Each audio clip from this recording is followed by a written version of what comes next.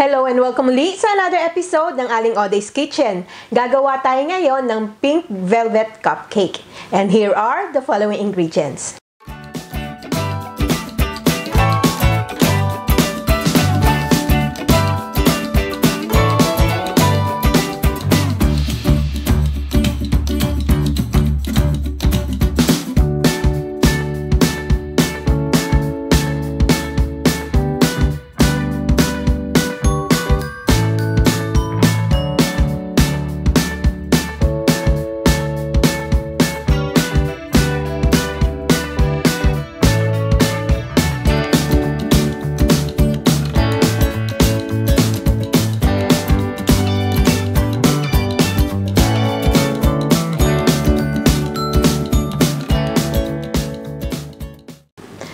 Kakailanganin natin ng stand mixer or hand mixer, cupcake tray with cupcake case, and spatula. Ang ating first step dito sa ating jug, ilalagay natin yung vinegar at yung ating food color.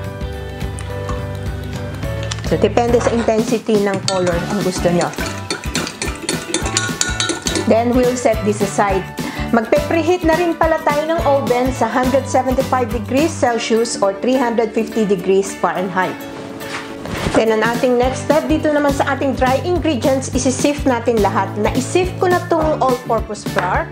Isasama na natin yung baking powder, yung baking soda or bicarbonate soda, salt. Then, imi-mix lang natin to. After mixing, we'll set this aside. Next, dito sa ating stand mixer, dito sa bowl, nilagay ko na yung butter. Ilalagay natin yung sugar. Then, using a paddle attachment, i-cream natin to.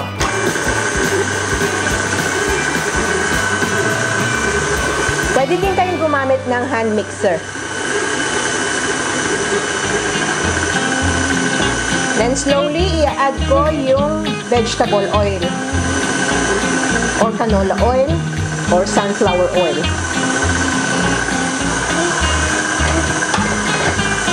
Continue lang natin to hanggang mag-cream yung ating mixture. Then, scrape ko lang yung side. Kaya ilalim.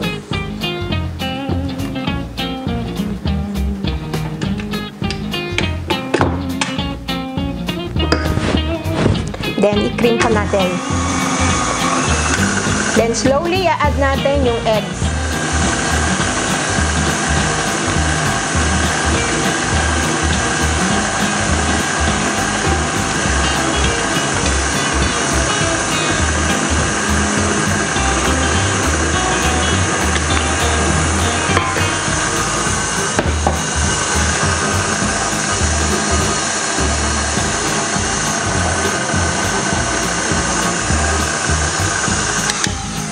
And scrape ko ulit yung side at saka yung ilalim.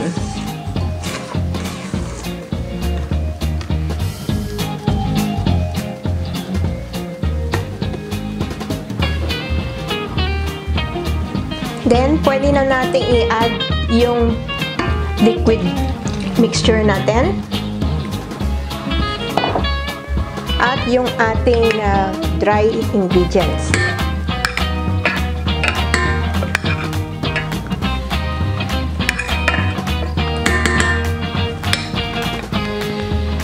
Then, we'll mix this hanggang maging smooth and lump-free.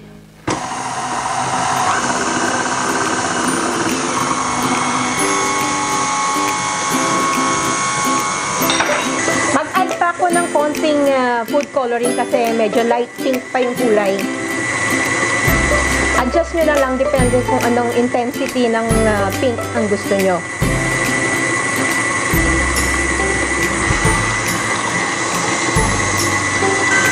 Ayan. Smooth and lump-free na ang ating butter. Scrape ko lang yung side at yung ilalim. Then, mag-proceed na tayo sa ating next step. Para sa pagsalin dito sa ating cupcake tray, gagamit ako ng ice cream scoop para mas madali. Pwede din kayong gumamit ng jug or pitcher. 1 scoop is enough for me. Hindi natin masyadong lalakihan. Yung malaking scoop ng ice cream to.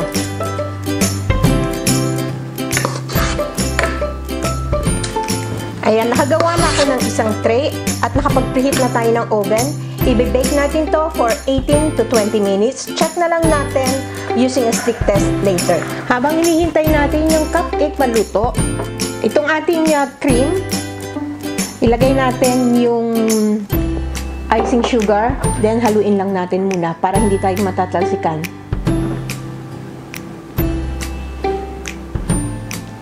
Pwede din kayong gumamit ng buttercream, pero mas gusto ko kasi itong cream cheese frosting para hindi kasi masyadong matamis.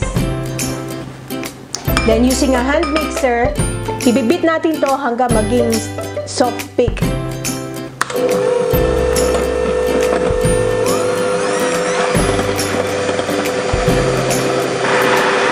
Ayan. Soft peak na yung ating whipping cream. Ilalagay na natin yung soft cheese or cream cheese.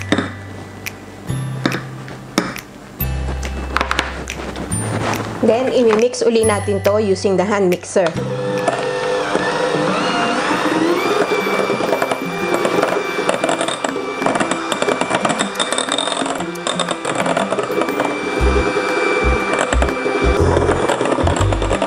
Then, mag-add lang ako ng few drops ng pink food color.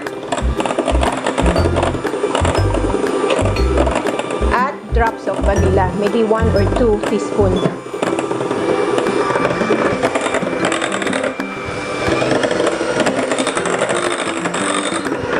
Continue lang natin to hanggang maging peak stage yung ating frosting. Okay, this one is ready.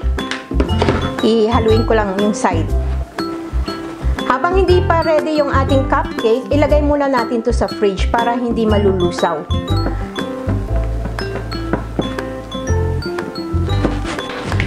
After 18 minutes, eto na yung ating cupcake. Pag nag-spring back na siya, pwede na ito. Transfer lang natin sa cooling rack and we'll cool this down completely. Ito na yung pinalamig nating cupcake. Lalagyan na natin ng icing. Pipe lang natin.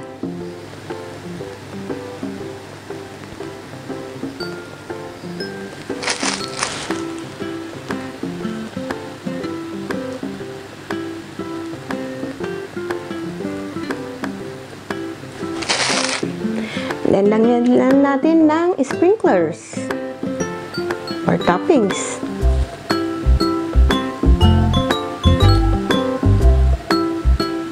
And this one is ready for serving. Tingnan natin yung loob. Okay. And hiwain natin. That's it. Sana magustuhan niyo itong recipe na ito and share it with your friends. Don't forget to subscribe yung sa isa ko pang YouTube channel na Oday Vlogs. Ang link makikita nyo sa description box below. Ako po si Aling Oday. Magkita-kita ulit tayo sa aking susunod na video. Salamat! Bye! Please follow me on my Facebook page, Twitter, and Instagram.